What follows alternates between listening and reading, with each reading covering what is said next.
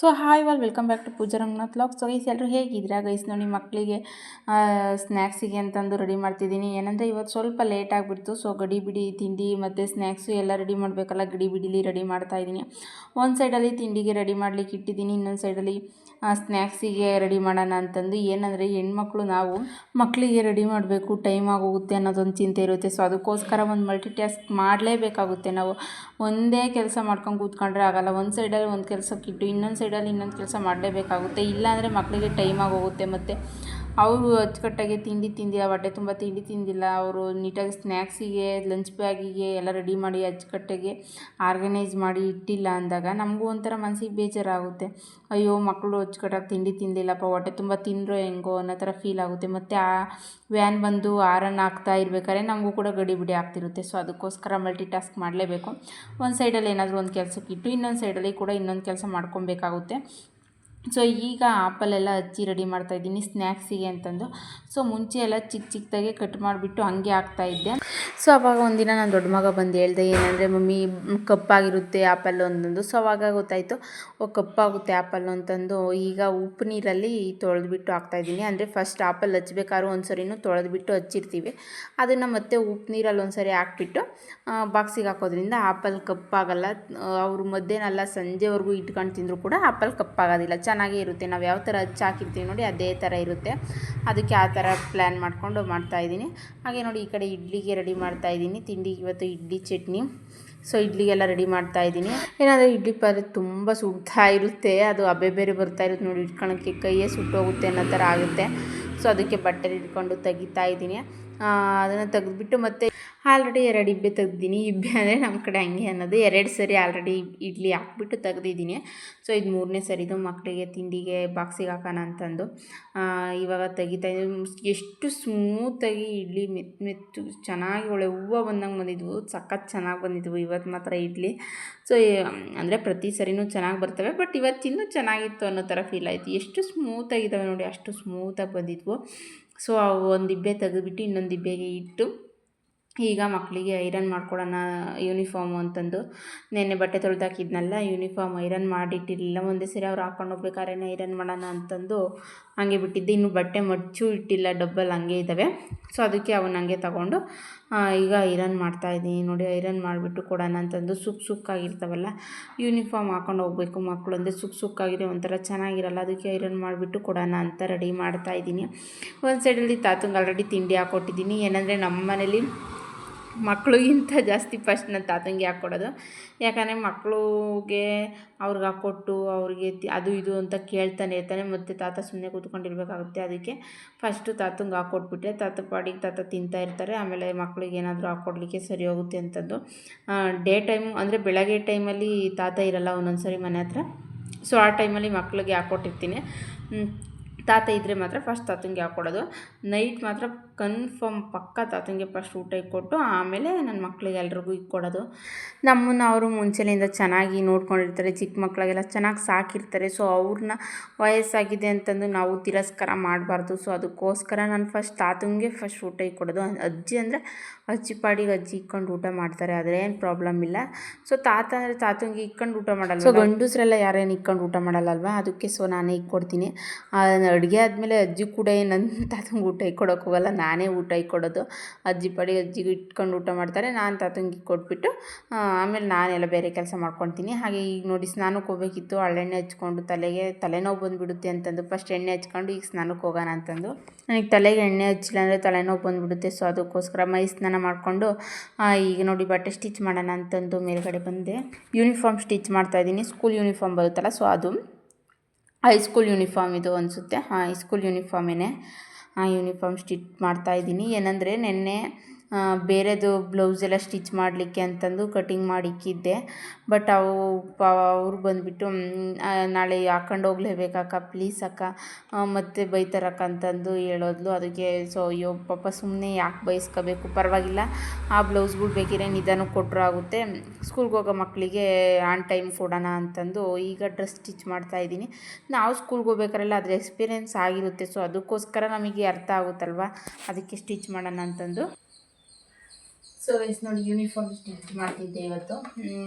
ಕೆಳಗಡೆ ಆಗಲೇ ಮಕ್ಕಳನ್ನೆಲ್ಲ ಕಳಿಸ್ಬಿಟ್ಟು ನಾನು ಸ್ನಾನ ಮಾಡಿಕೊಂಡು ನೆಲ ಎಲ್ಲ ಒರೆಸೋದಿತ್ತು, ನೆಲ ಒರೆಸ್ಬಿಟ್ಟು ಪೂಜೆ ಮಾಡಿ ತಿಂಡಿ ತಿಂದ್ಕೊಂಡು ಮತ್ತು ನಮ್ಮ ಮನೆಗೆ ಬಂದಷ್ಟರಲ್ಲೇ ಅವ್ರಿಗೆ ಕೂಡ ತಿಂಡಿ ಹಾಕ್ಕೊಟ್ಬಿಟ್ಟು ಅವರೆಲ್ಲ ಹೊಲ್ದ ಹತ್ರ ಹೋದ್ರು. ನಾನು ಮೇಲ್ಗಡೆ ಬಂದೆ.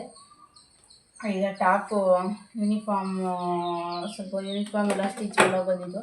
ಸೊ ಅವನ್ನೆಲ್ಲ ಕಟ್ ಮಾಡಿಟ್ಟು ಒಂದೆರಡು ಬ್ಲೌಸ್ ಕಟ್ ಮಾಡಿಟ್ಟು ಈಗ ಯೂನಿಫಾರ್ಮ್ ಟಾಪ್ ಸ್ಟಿಚ್ ಮಾಡಿದ್ದೀನಿ. ಇನ್ನು ಪ್ಯಾಂಟ್ ಸ್ಟಿಚ್ ಮಾಡಿಲ್ಲ. ಇದು ಯಾವ ಥರ ಇದೆ ನೋಡಿ, ಕಾಲರ್ ನೆಕ್ ಯೂನಿಫಾರ್ಮು. ಇದಕ್ಕಿನ್ನೂ ಬಟನ್ ಹಾಕಿಲ್ಲ, ಬಟನ್ ಹಾಕಬೇಕು.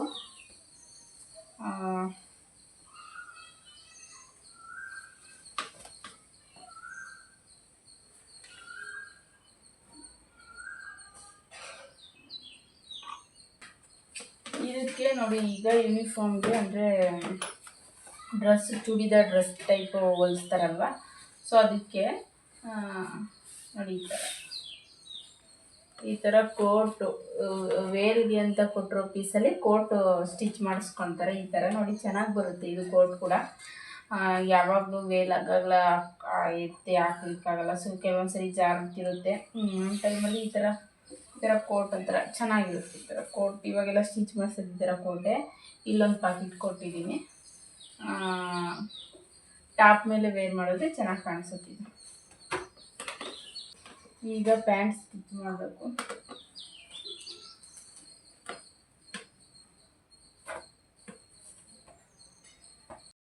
ನಾವು ಸ್ಕೂಲ್ಗೆ ಹೋಗ್ಬೇಕಾದ್ರೂ ಅಷ್ಟೇ, ನಾವು ಅಷ್ಟೇ ಒಂದಿನವೂ ಯೂನಿಫಾರ್ಮ್ ಮಿಸ್ ಇರೋ ದಿನವೇ ಇಲ್ಲ. ನಾವು ಕರೆಕ್ಟಾಗಿ ಯಾವತ್ತು ಯೂನಿಫಾರ್ಮ್ ಇರುತ್ತೋ ಅವತ್ತೆಲ್ಲ ಯೂನಿಫಾರ್ಮು, ಮತ್ತು ಯಾವಾಗ ಕಲರ್ ಡ್ರೆಸ್ ಇರುತ್ತೋ ಅವಾಗ ಕಲರ್ ಡ್ರೆಸ್ಸು, ಯಾವ್ಯಾವ ಯೂನಿಫಾರ್ಮ್ ಯಾವ್ಯಾವ ದಿನ ಹಾಕ್ಬೇಕೋ ಅವತ್ತು ಕರೆಕ್ಟಾಗಿ ಹಾಕ್ಕೊಂಡು ಹೋಗ್ತಿದ್ವಿ. ಅಷ್ಟು ಸ್ಟ್ರಿಕ್ಟಾಗಿ ಸ್ಕೂಲ್ಗೆ ಹೋಗ್ತಿದ್ದಿದ್ದು ನಾವು.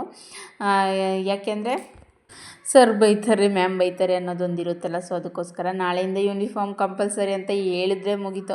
ನಾಳೆಯಿಂದ ಮತ್ತೆ ಕಂಪಲ್ಸರಿಯಾಗಿ ಯೂನಿಫಾರ್ಮ್ ಹಾಕ್ಕೊಂಡು ಹೋಗ್ತಾಯಿದ್ವಿ. ಸೊ ಅದಕ್ಕೋಸ್ಕರ ಅವರು ಕೊಟ್ಟಿದ್ದು ಲೇಟ್ ಆಯಿತು ಯೂನಿಫಾರ್ಮ್ ಸ್ಟಿಚ್ ಮಾಡಲಿಕ್ಕೆ, ಆದರೂ ಪರವಾಗಿಲ್ಲ. ಸೊ ಸ್ಕೂಲಲ್ಲಿ ಸರ್ ಬೈತಾರಕ್ಕ ಪ್ಲೀಸ್ ಅಕ್ಕ ಅಂತಂದು ಹೇಳಿದ್ಲಲ್ಲ ಅನ್ನೋದಕ್ಕೋಸ್ಕರ ಸ್ಟಿಚ್ ಮಾಡ್ಕೊಡೋಣ. ಅವ್ರ ಅಮ್ಮ ಕೊಟ್ಟೋಗಿದ್ರು ಬಂದು ಮುಂಚೆನೇ. ನಾನು ಹೇಳಿದೆ ಅವ್ರ ಅಮ್ಮಂಗೆ ಲೇಟ್ ಆಗುತ್ತೆ ಅಕ್ಕ ಕೊಡೋದು ಅಂತಂದು. ಮತ್ತು ಅವಳು ಬಂದುಬಿಟ್ಟು ಸಂಜೆ ಅಕ್ಕ ಕೊಡಕ್ಕ ಪ್ಲೀಸ್ ಅಕ್ಕ ಅಂತಂದು ಹೇಳಿದ್ಲು. ಸೊ ಸರಿ ಮಕ್ಳಿಗೆ ಮತ್ತೆ ಸ್ಕೂಲಲ್ಲಿ ಯೂನಿಫಾರ್ಮ್ ಇಲ್ಲಾಂದರೆ ಮತ್ತೆ ಬೈಸ್ಕೊತಾರಲ್ಲ, ನಾವು ಅದರಲ್ಲಿ ಎಕ್ಸ್ಪೀರಿಯೆನ್ಸ್ ಆಗಿದೆಯಲ್ಲ ಅಂತಂದು ಅದಕ್ಕೋಸ್ಕರನಾದರೂ ಸ್ಟಿಚ್ ಮಾಡ್ಕೊಡ್ತಾಯಿದ್ದೀನಿ. ಇನ್ನೊಂದೇನು ಅಂದರೆ ಮಕ್ಕಳು ಸ್ಕೂಲ್ಗೆ ಹೋದಾಗಲಿಂದ ಏನಂದರೆ ಪೀಸ್ಫುಲ್ಲಾಗಿರುತ್ತೆ, ಮನೇಲಿ ಗಲಾಟೆ ಏನೂ ಇರೋಲ್ಲ, ಬಟ್ಟೆ ಸ್ಟಿಚ್ ಮಾಡ್ಕೊಬೋದು ಆರಾಮ್ಸೆ ಆಗಿ. ಆದ್ರೂ ಮಕ್ಕಳು ಇಷ್ಟು ದಿನ ಮನೇಲಿ ಇದ್ರಲ್ವ, ಗಲಿಬಿಲಿ ಅವ್ರ ಸೌಂಡು ಗಲಾಟೆ ಎಲ್ಲ ಇದ್ದಿದ್ದರಿಂದ ಸೊ ಏನೋ ಒಂಥರ ಕಳ್ಕೊಂಡಂಗೆ ಫೀಲ್ ಆಗುತ್ತೆ. ಸಂಜೆವರೆಗೂ ಯಾವಾಗ ಬರ್ತಾರಪ್ಪ ಅಂತ ಅನ್ನಿಸ್ತಿರುತ್ತೆ. ಸೊ ಮಕ್ಕಳೇನಾದರೂ ಮನೇಲಿದ್ದರೆ ಅಯ್ಯೋ ಯಾವಾಗ ಸ್ಕೂಲ್ ಓಪನ್ ಆಗುತ್ತಪ್ಪ ಅನ್ನಿಸುತ್ತೆ. ಸ್ಕೂಲ್ಗೆ ಹೋದರೆ ಅಯ್ಯೋ ಯಾರೂ ಇಲ್ಲಪ್ಪ ಬೇಜಾರಾಗುತ್ತೆ, ಮಕ್ಕಳು ಇದ್ದಿದ್ದಾಗ ಚೆನ್ನಾಗಿತ್ತು ಅನ್ನೋ ಥರ ಆಗುತ್ತೆ. ಎಲ್ಲಿ ಗೈಸ್ ನೋಡಿ ಲಿಕ್ಕಿ ಬರ್ದಿರೋದು ಹುಡುಗಿನ. ಅವಪ್ಪಿ ಯಾರಿದು ಹುಡುಗಿನ? ಏನು ಹುಡುಗನ ಹುಡುಗಿನ? ಗರ್ಲ್ ಬರ್ದಿದ್ಯಲ್ಲ ಗರ್ಲ್ ಅಂತ. ಥೋ ಬಿಡ ದುಷಿ, ನೀನೇನು ಮಾಡಬೇಡ. ಹುಡುಗಿನಾ? ಹುಡುಗಿ ಯಾರು ಬರ್ದಿರೋದು ಇದು? ಯಾರಪ್ಪಿ ಬರ್ದಿರೋದು? ಬರ್ದಿರೋದು ಇದು?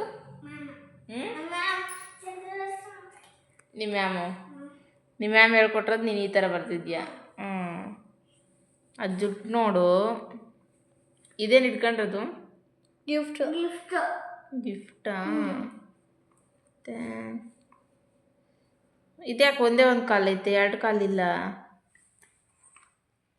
ಇಲ್ಲೊಂದೈತೆ ಇಲ್ಲೊಂದೈತಾ? ಫ್ರಾಕ್ ಇದು? ಫ್ರಾಕಾ? ಅಬ್ಬಬ್ಬಬ್ಬ ಹೂವು ನೋಡು ಫ್ರಾಕಿಂದ. ಸರಿ ಸರಿ ಬರೀ.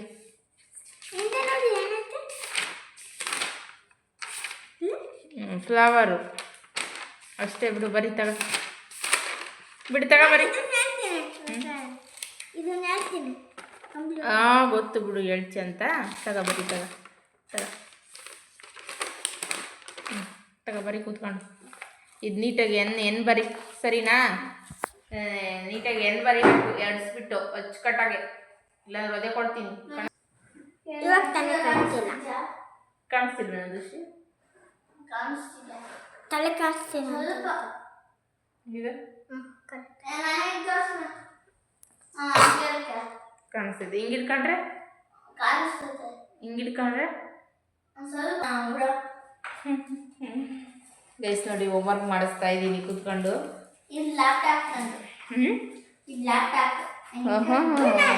ಬರೆಯಳ ಲ್ಯಾಪ್ಟಾಪ್ ಅಂತೆ ಲ್ಯಾಪ್ಟಾಪ್ ಏನ ಏನದು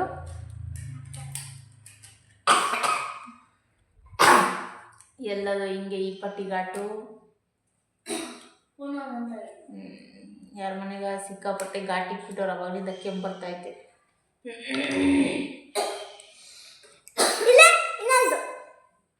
ಆಯ್ತಾಯ್ತು ಸರಿ. ಅಡುಗೆ ಮಾಡಬೇಕು. ಅಡುಗೆ ಮಾಡ್ತಾಯಿದ್ದೀನಿ, ಇಟ್ಟಿದ್ದೀನಿ. ಒಂದು ಸೈಡಿಗೆ ಸಾಂಬಾರು, ಒಂದು ಸೈಡಿಗೆ ಮುದ್ದೆಗೆ ಇಟ್ಟಿದ್ದೀನಿ. ಸೊ ಇವ್ರಿಗೆ ಹೋಮ್ವರ್ಕ್ ಏನು ಕೊಟ್ಟಿದ್ದಾರೆ ಅಂತ ನೋಡಿಬಿಟ್ಟು ಹೇಳ್ಬಿಟ್ಟು ಹೋಗೋದಷ್ಟೇ. ಅವರ ಪಾಡಿಗೆ ಅವ್ರು ಬರ್ಕೊಂತಿರ್ತಾರೆ. ಏನಾದರೂ ಡೌಟ್ ಇದ್ದರೆ ಬಂದು ಕೇಳ್ತಾರೆ. ಇದು ಎನ್ ಮಾಡಿದೆ ಎಲ್ಲದಕ್ಕೂ HEN ಅದು ಸರಿನಾ ಹೇಳ್ಕೊಂಬರ್ಬೇಕು. ಎ ಅಲ್ಲ COW cow. Okay, hand writing ನೀಟಾಗಿ ಬರೀಬೇಕು. ಲೈನ್ ಫಾಲೋ ಮಾಡಲಿಲ್ಲ, ಲೈನ್ ಫಾಲೋ ಮಾಡಿರಲ್ಲ ಅಂದರೆ ಅದೇ ಕೊಡ್ತೀನಿ. ಸೊ ಇವತ್ತಿನ ವಿಡಿಯೋ ಇಷ್ಟ ಆಗಿದೆ. ಲೈಕ್ ಮಾಡಿ, ಶೇರ್ ಮಾಡಿ, ಸಬ್ಸ್ಕ್ರೈಬ್ ಮಾಡ್ಕೊಳ್ಳಿ. ಸಿಗೋಣ ನಾಳೆ ಮತ್ತೊಂದು ಹೊಸ ವಿಡಿಯೋದೊಂದಿಗೆ. ಅಲ್ಲಿವರೆಗೂ ಟೇಕ್ ಕೇರ್, ಬಾಯ್.